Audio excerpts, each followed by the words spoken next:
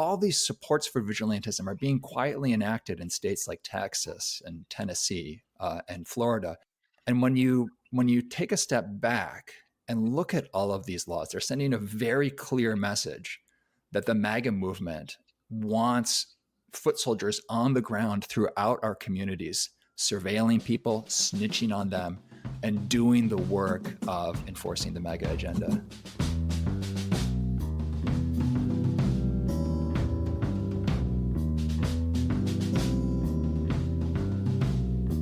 David Noll is a professor of law at Rutgers University, an academic fellow of the National Institute for Civil Justice.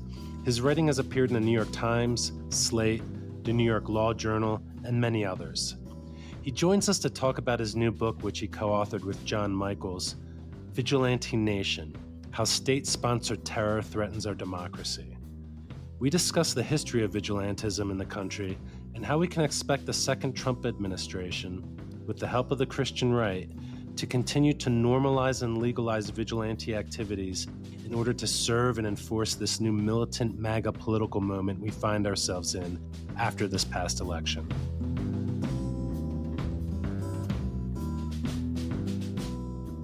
Hi, David. Welcome to The Signal. Great to be here. Can you start off by providing us with a brief survey of the role and history of vigilantes in the story of America?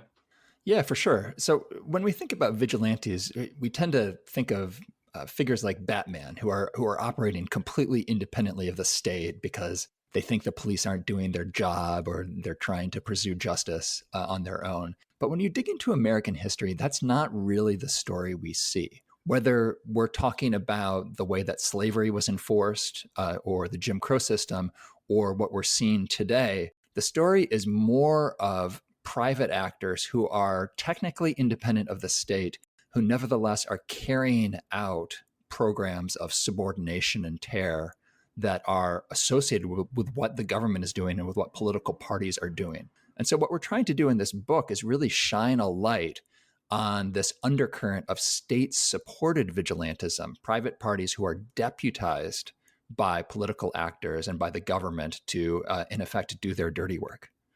And so how has Donald Trump and the MAGA movement revived this, far-right American tradition? So the story that folks tend to be familiar with is Trump's incitement of what we would think of as extra-legal vigilantes. So, going all the way back to the 2016 campaign, Trump at his rallies would encourage his supporters to beat up hecklers. And of course, we saw right in the 2020 election, his efforts to mobilize militias and insurrectionists to attack Congress to prevent the certification of the Electoral College. But the story that's gone less noticed is that there's been a movement, particularly since 2020, to legalize some of these same activities. So, just a couple examples of what we mean by this. As there was a backlash to the BLM protests in 2020 and 2021, state legislatures started passing laws that greatly expanded the circumstances in which drivers could run over protesters. And these were passed in a context where the people obstructing roads were all racial justice protesters. So these laws were an invitation to drivers to run over protesters who got in their way. Or take Texas and the way that Texas's abortion law works. Texas enacted an infamous statute known as SB 8, which offers a $10,000 bounty to anybody who brings a lawsuit against an abortion provider or anyone who helps somebody get an abortion. And my co-author, John Michaels, and I see this as an effort to legalize the kind of vigilante activities that we're more familiar with from, say, the Trump rallies or the attack on the Capitol. And we think what's going on is there is an effort to normalize these activities and make them part of our regular politics. The play is to say, this is the way things work. You should, if you try to get reproductive health care, you should expect that your Uber driver or somebody at your insurance company is going to snitch on you, right? If you're a teacher, you should be scared of teaching about the history of race in the United States because somebody is going to snitch on you. And this is an effort that's unfolded at the state level mainly until now. And we can talk about what's going to happen in the second Trump administration. But all these supports for vigilantism are being quietly enacted in states like Texas and Tennessee and Florida. And when you take a step back and look at all of these laws, they're sending a very clear message that the MAGA movement wants foot soldiers on the ground throughout our communities, surveilling people, snitching on them, and doing the work of enforcing the MAGA agenda. And so these foot soldiers would be actors like Kyle Rittenhouse, the Proud Boys, the Boogaloo Boys, or even your neighbor? Yeah, exactly. And, sort of what's disturbing about this is it extends all the way from vigilantes that we think of in the popular imagination. So the militias, the Kyle Rittenhouse types who show up with AR-15s at protests or at polling sites or whatever have you. But then, right, what's new is the effort to take that and bring it down to the local level. So in Moms for Liberty's activities, which I know you've talked about on the show before, right, there is an effort to cultivate a group of citizens who they're not going to bring AR-15s to school board meetings. Well, maybe a few of them will, but for the most part, right, they see themselves as aggressively inserting themselves into this process. We can think of it as engaging in lawfare or right, engaging in other legal tools to assert themselves. And so in that way, the base of vigilante actors is expanding, right? It's not just the guys who are in a militia movement and right have been, sort of taught to use weapons and are operating that way, but it includes ordinary people, right? It includes, PTA moms. It includes, right, people who are just really angry that other people are getting abortions or that there's queer people in public spaces. Yeah, here in Pennsylvania and in Bucks County, there's a pro-family conservative group, the PA Family Institute. A couple of years back, they made a public call recruiting informants, students, parents, and teachers, asking them to report on so-called political, sexual, or so-called racist ideological indoctrination in public schools for potential grassroots and legal action. What role does the Christian right and Christian nationalist movement play in this new resurgence of vigilantism, which Donald Trump and the MAGA movement has been deploying? There's at least two pieces of it. On one hand, the Christian right supplies the organizing ideology. And so what they're trying to accomplish comes out of extremist far right thinking about, say, the role that families should be organized, the availability of reproductive health care, whether queer people should be permitted in public life. And that's really right. What we're seeing is sort of a frustration with the Christian right's role in the Republican Party. For many decades, there were sort of these junior partners in the Republican coalition who would reliably get people really energized and turn out votes, always with the message that our way of life is under attack and that we have to take our country back. And as Republicans came into power, right, they tended not to implement abortion bans or to do other things that the Christian right was demanding.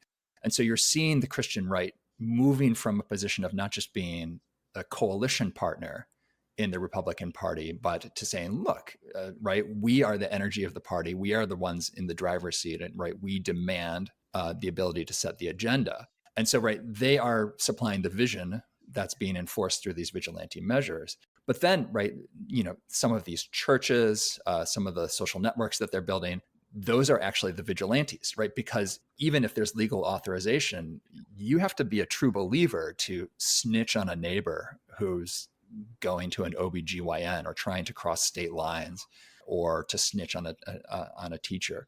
And so, right, at the same time that Christian right lawyers and lawmakers have been the ones putting these laws and these policies in places, people that are part of that community then become the vigilantes and are the ones who are taking it upon themselves to surveil what's going on in their communities and to be the frontline enforcers.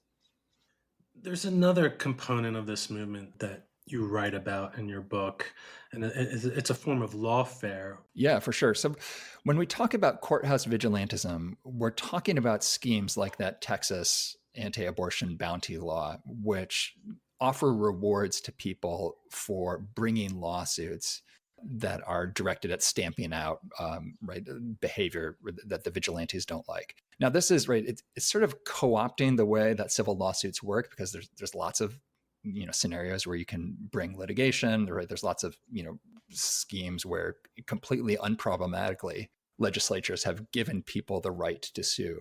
What's going on with these courthouse schemes is that they're using private rights of action, and they're using the ability to bring litigation as a way of setting up a network that encourages vigilantes. And Texas shows how that works, right? The Texas scheme, as soon as it came into place, abortion funds, abortion providers, all of a sudden we're operating in an environment where not just would there be protesters outside clinics, not only would they sort of have to deal with the normal stuff that you see in anti-abortion politics, but all of those people suddenly had the legal right to surveil them and to bring lawsuits against what was going on.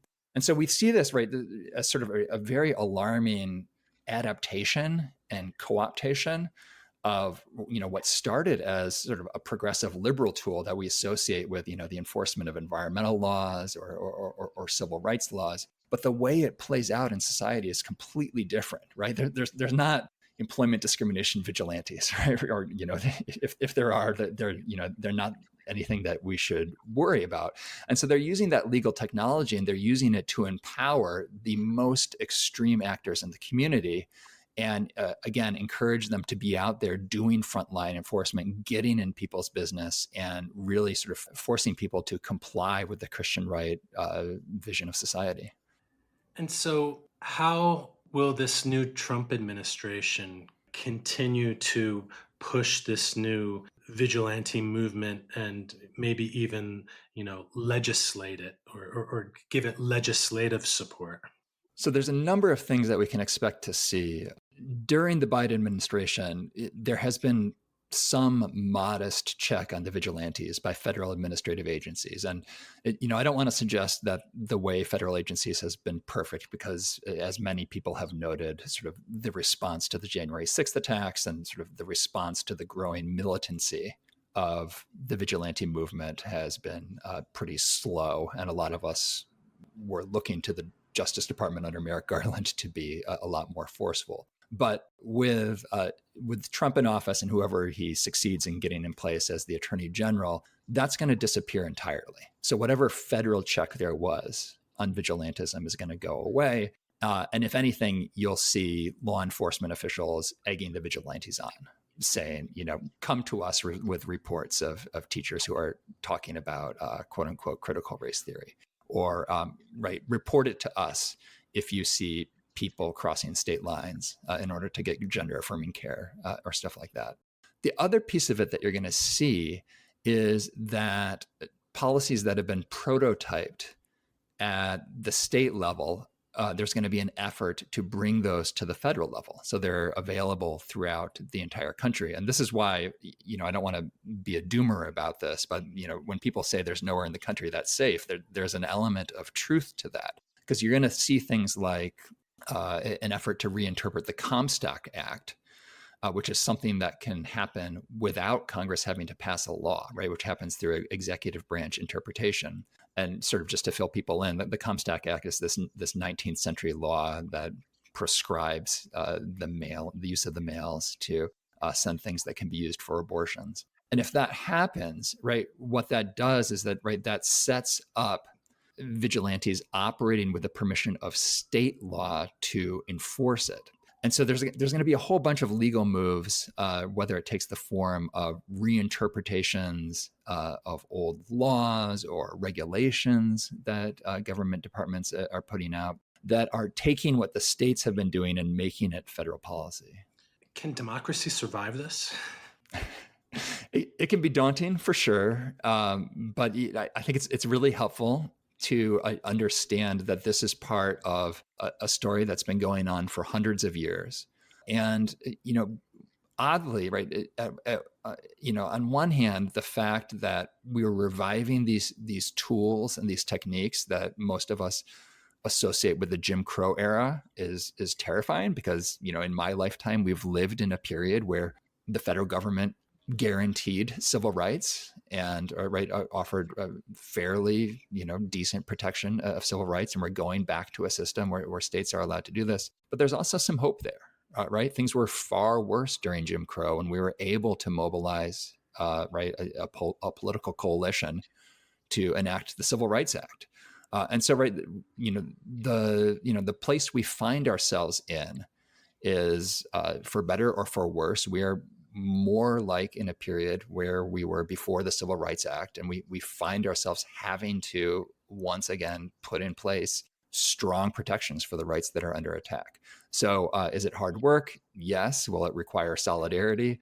Absolutely. And one of the things we say in the book is that the people who are being targeted by these activities have to recognize that they're in it together, right? This is not a racism issue or a misogyny issue or an issue about family law, right? There's anybody who finds themselves in the crosshairs of the Christian right and the vigilante movement, right, is in it together, if for no other reason than that the vigilantes are coming from them. So that's terrible, but it also is a source of strength, because if people recognize that they're in it together, that you're looking at a group that with real political power that that can mobilize to both protect members of their communities and to get reforms enacted.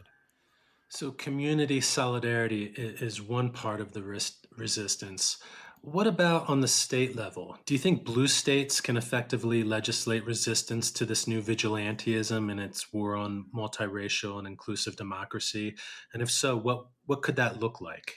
They can do a lot more than they've been doing currently. Right now, sort of the playing field is dramatically skewed in favor of red states that are just upping the ante and enacting more and more aggressive measures. And the thing I keep coming back to is efforts to interfere with interstate travel. The same lawyers and the same activists who did Texas SB 8, right? One of the things on their wish list is to make it unlawful to cross state lines in order to secure reproductive health care. They've already succeeded in getting local ordinances enacted to do that, and the play will be to use those as a model for state legislation.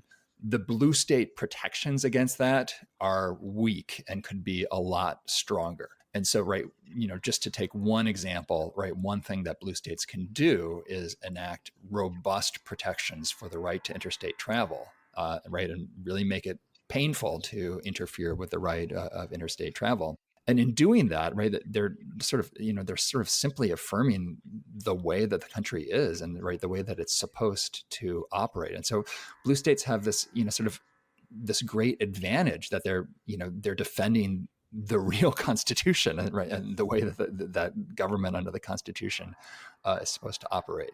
So that's our starting point. In the book, if people pick it up, we offer a menu of 19 state laws that are available that range everything from protections from interstate travel to using the economic power of blue states to, say, discourage corporations from doing business with these states that have doubled down on culture war authoritarianism.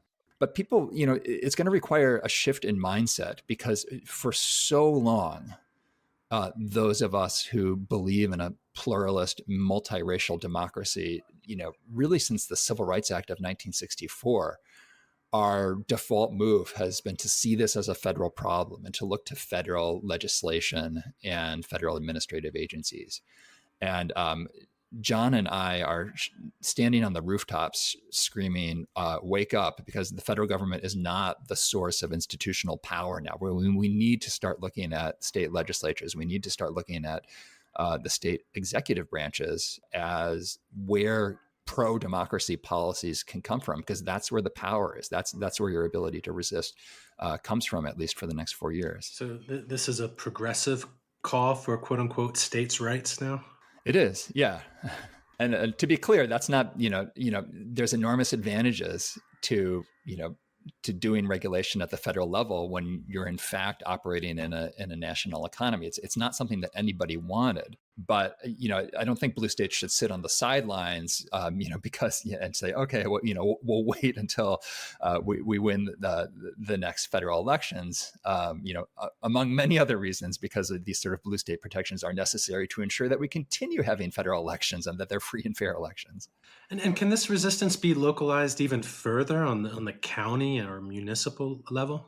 Yeah, a lot of the things we're talking about can be done by counties and towns.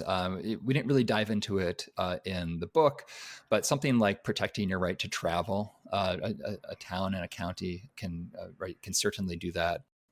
And just sort of more broadly, I think when we think about progressive organizing, there's a tendency, in the Democratic Party and among people on the left to, sort of to think about politics as something that happens at the time of big federal elections. And so, people organize, people give money, people get involved in politics. And then, 2 years goes past to the next congressional elections, or 4 years goes past to the next congressional elections. And people sort of drop out of the picture because life is complicated and, nobody has enough time, sort of to survive the Trump administration. These other sources of organizing, other sources of power are going to be really important. So that could take the form of a union, that could take the form of, local political parties, right? Local government. Those are, big political change builds on local organizing and local action. And so, sort of one thing that's very available to folks is to get involved in those local organizing opportunities. Before we say goodbye, is there anything else that you'd like to bring up that we haven't talked about that you want to kind of highlight for listeners? I just underscore that, as scary as this is, it's something we've seen before. And this is ultimately an optimistic story, because vigilantism is, it's sort of a tool of regimes that are on their way out. Right. When Jim Crow governments turned to vigilantes, it was because they didn't have a compelling affirmative argument for why, in that case, white supremacy should be the governing ideology of the South. And, I think that tells us a lot about the long-term prospects of vigilantes, right? You don't turn neighbors against one another, right? You don't try and turn everybody into a snitch if what you're doing is popular or something that people genuinely support. So I would, I want to be, not completely negative about this, right? The fact that we're seeing vigilantes and a renewed vigilante movement is bad, but it also, it says to me that people recognize change is coming, and that the other side of politics, the side that favors genuine, inclusive, pluralistic democracy, is the one that's going to win out in the long term, and that the challenge is to get there and to get through this latest surge of vigilantism. Well, David, thank you so much for coming on. Everyone, the first step in facing this problem is educating yourself about it. And you can start by ordering Vigilante Nation, How State-Sponsored Terror Threatens Our Democracy. And then after you organize reading groups into this, then you can start organizing the community to resist this new vigilante movement that's ascendant right now with the new Trump administration and the MAGA movement. David, thanks again for coming on. Thanks so much for the discussion. This has been The Signal, a podcast by the Bucks County Beacon. I'm Cyril Migaleko, editor-in-chief and host. For more progressive news, analysis, and opinion from Bucks County and beyond, go to www.buckscountybeacon.com.